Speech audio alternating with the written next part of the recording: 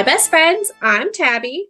And I'm Caitlin, and today is our second part of telling scary stories to tell in the dark.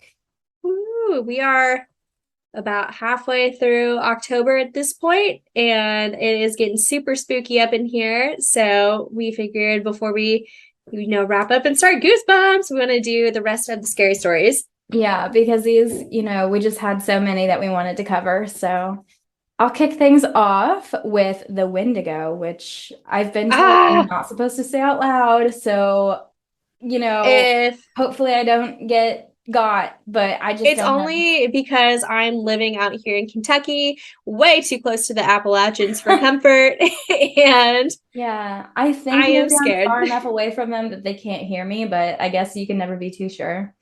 Anyways, a wealthy man wanted to go hunting in a part of northern Canada where few people had ever hunted. He traveled to a trading post and tried to find a guide to take him, but no one would do it. It was too dangerous, they said.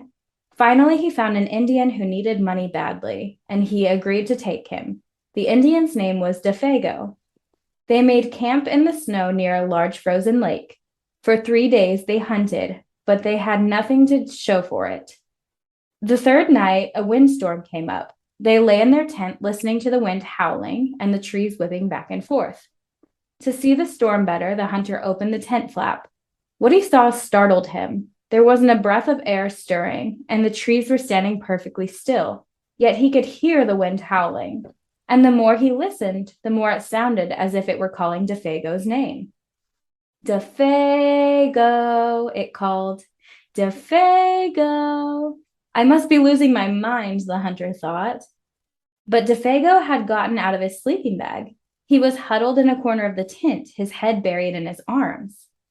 What's this all about? The hunter asked. It's nothing, Defago said. But the wind continued to call to him, and Defago became more tense and more restless. Defago, it called. Defago. Suddenly he jumped to his feet and he began to run from the tent. But the hunter grabbed him and wrestled him to the ground. You can't leave me out here, the hunter shouted. Pretty selfish, honestly. Yeah, like Like Defago's this going through man, it right now. Defago is being attacked. Then the wind called again, and Defago broke loose and ran into the darkness. The hunter could hear him screaming as he went. Again and again he cried, "Oh, my fiery feet, my burning feet of fire!" Then his voice faded away and the wind died down. At daybreak, the hunter followed Defago's tracks in the snow. They went through the woods down toward the lake, then out onto the ice. But soon he noticed something strange. The steps Defago had taken got longer and longer. They were so long, no human being could have taken them.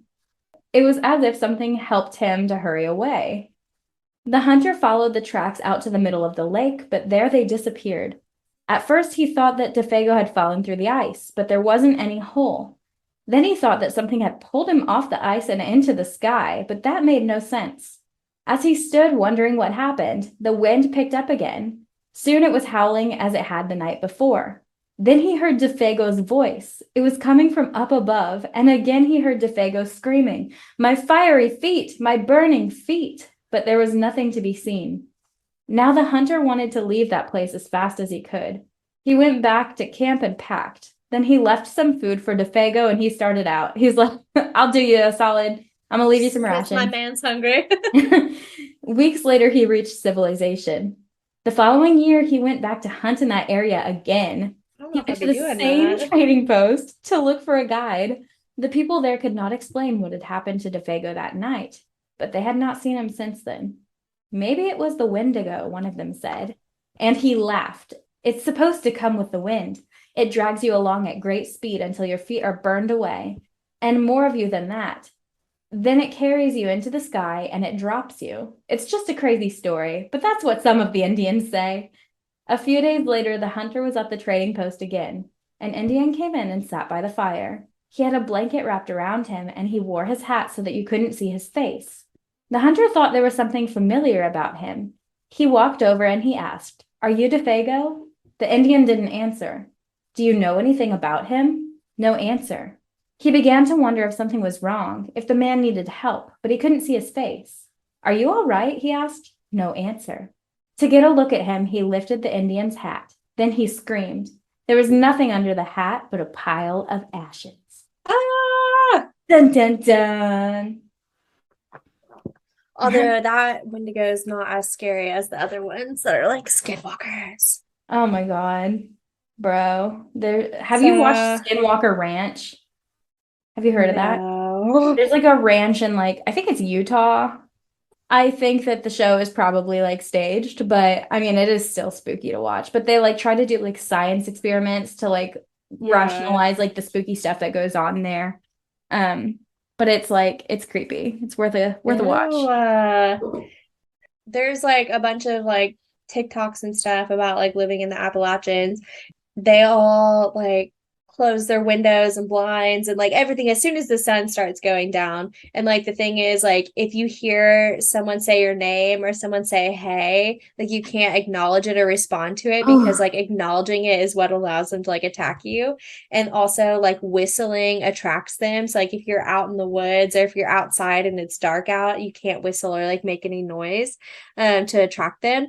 And also like they're skinwalkers, and so they can like take the shape of like animals, but the animals mhm. like don't look right. And so a lot of the time you'll see like weird deer that have like weird features and that look like really mangy, and like those are the ones that you Yeah. want to like watch out for. It's so creepy to me because like I also like I've seen like some TikToks and there was this guy like riding his horse out by himself and then you just like hear off behind some trees you hear a voice go hey and the horse Ugh. immediately stops walking and it turns around and he's like oh Oh, bye all right. and I freaking hate that video. It gives me such Yes. creeps. I hate it. Okay. So this next one is called The Hook. Donald and Sarah went to the movies. Then they for a ride in Donald's car. They parked up on a hill at the edge of town. From there, they could see the lights up and down the valley. Donald turned on the radio and found some music, but an announcer broke in with a news bulletin. A murderer had escaped from the state prison. He was armed with a knife and was headed south on foot. His left hand was missing, and in its place, he wore a hook. Why did they allow him to have a hook in a jail? It does not Anyway, make sense. let's roll up the windows and lock the door, said Sarah. That's a good idea, said Donald. The prison isn't too far away, said Sarah. Maybe we should really go home. But it's only 10 o'clock, said Donald. Donald's trying to get in there. He said, we are not going home. He's like, listen, I know there's a murder on the loose, baby, but I'll keep you safe. Yeah. Look, Sarah, said Donald, he's not going to climb all the way up here. Why would he do that? Even if he did, all the doors are locked. How could he get in? Donald, he could take that hook and break through the window and open a door, she said. I'm scared and I want to go home. Donald was annoyed. Girls are always afraid of something, he said. As he started the car, Sarah thought she heard someone or something scratch at her door. Did you hear that? She asked as they roared away. It sounded like someone was trying to get in. Oh, sure, said Donald. Soon they got to her house. Would you like to come in and have some cocoa? She asked. No, he said, I've got to go home. He went around to the other side of the car to let her out, and hanging on that door handle was a hook. Bro, Donald, I gotta say, Sarah, You dump deserve to get Donald. hooked. Yeah, dump Donald. You deserve better. He's Donald's gaslighting like, you, no, I and you don't were want right. cocoa. I actually have a curfew. No, you don't, little Yeah, like bitch. he was fully prepared to stay out with you if it meant you guys were gonna make out in his car, but no, he didn't want Coco. Fuck you, Donald. Fuck Donald. So the next one is called The Haunted House, and it's also a little bit of a longer one. So one time, a preacher went to see if he could put a haunt to rest at a house in his settlement. The house had been haunted for about 10 years. Several people had tried to stay there all night, but they would always get scared out by the haunt. So this preacher took his Bible and went to the house, went on in, built himself a good fire, and lit a lamp. Sat there reading the Bible. Then, just before midnight, he heard something start up in the cellar, walking back and forth, back and forth. Then it sounded like somebody was trying to scream and got choked off. Then there was a lot of thrashing around and struggling, and finally everything got quiet. Hey man, you should probably make sure someone's not Yeah, like actively getting murdered. that sounds suspicious, huh? And he was just like listening, like, what? It's like, wow, what is happening right now? I guess it's just those ghosts. The old preacher took up his Bible again, but before he could start reading, he heard footsteps coming up the cellar stairs. He sat watching the door to the cellar, and the footsteps kept coming closer and closer. He saw the doorknob turn, and when the door began to open, he jumped up and hollered, "What do you want?" The door shut back easy-like, and there wasn't a sound. The preacher was trembling a little, but he finally opened the Bible and read a while. Then he got up and laid the book on the chair and went to mending the fire. Then the haunt started walking again, and step, step, step up the cellar stairs. The old preacher sat watching the door, saw the doorknob turn, and the door open. It looked like a young woman. He backed up and said, "Who are you? What do you want?" And then the art for this is terrifying. Yeah, it is. It's really creepy. He's like, "It's just a young woman." No, it's not. No, that's a demon. The haunt sort of swayed like she didn't know what to do. Then she just faded out. The old preacher waited, and when he didn't hear any more noises, he went over and shut the door. He was sweating and trembling all over, but he was a brave man, and he thought he'd be able to see it through. So he was so brave. But he's so brave because he's got the power of the Holy Spirit on his side. So he turned his chair to where he could watch, and he sat down and waited. It wasn't long before he heard the haunt start up again, slowly, step, step, step, step, closer and closer, step, step, and it was right at the door. The preacher stood up and held his Bible out before him. "This'll shield me. May the power of Christ." And then the knob slowly turned, and the door opened wide. This time the preacher spoke quiet-like. He said, "In the name of the Father, the Son, and the Holy Ghost, who are you and what do you want?" The haunt came right across the room, straight to him, and took hold of his coat. It was a young woman about 20 years old. Her hair was torn and tangled, and the flesh was dropping off her face so he could see bones and part of her teeth. She had no eyeballs, but there was sort of a blue light way back in her eye sockets, and she had no nose to her face. Then she started talking. It sounded like her voice was coming and going with the wind blowing. She told how her lover had killed her for her money and buried her in the cellar. She said if the preacher would dig up her bones and bury her properly, she could rest. Then she told him to take the end joint of the little finger from her left hand and to lay it in the collection plate at the next church meeting, and he'd find out who murdered her. And she said, if you come back here once more after that, you'll hear my voice at midnight, and I'll tell you where my money is hid, and you can give it to the church. The haunt sobbed like she was tired, and she sunk down toward the floor and was gone. The preacher found her bones and buried them in the graveyard. The next Sunday, the preacher put her finger bone in the collection plate, and when a certain man happened to touch it, it stuck to his hand. The man jumped up and rubbed and scraped and tore at that bone, trying to get it off. Then he went to screaming like he was going crazy. Well, he confessed to the murder, and they took him to jail. After the man was hung, the preacher went to the house one midnight, and the haunt's voice told him to dig under the hearth rock. He did that, and he found a big sack of money. And where that haunt had held onto his coat, the print of those bony fingers was burned right onto the cloth. It never did come out. Oh, what a generous ghost. Yeah, honestly, she just wanted to rest. Yeah, I love that for her. She's like, listen, the church can have the money. Like, I'm tired. I am so tired. I am tired of being strangled every night. Oh, that's actually really sad.